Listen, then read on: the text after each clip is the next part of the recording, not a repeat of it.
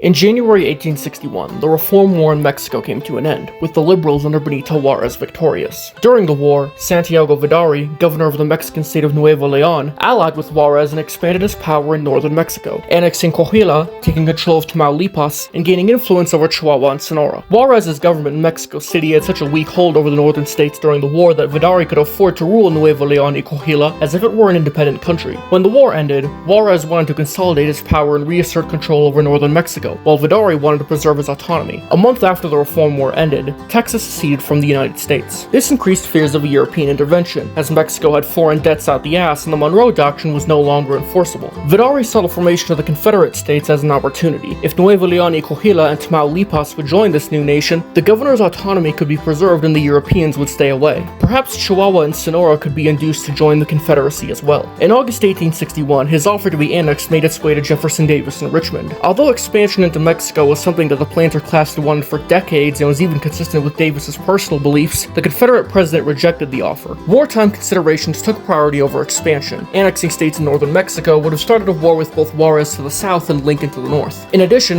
the neutral ports of Mexico, since they could not be legally blockaded by the Union, were vital to the Confederacy's survival. Taking the war south of the Rio Grande might have changed that. Finally, Davis also anticipated a European intervention in Mexico, which he believed would provoke a war with the Union over the Monroe Doctrine, which the European empires would recognize Southern independence and seek to form a military alliance. If the Confederates went into Mexico first, that might have pissed off the intervening power that wanted the country for itself. In hindsight, do you think Davis made the correct decision? Let me know in the comments.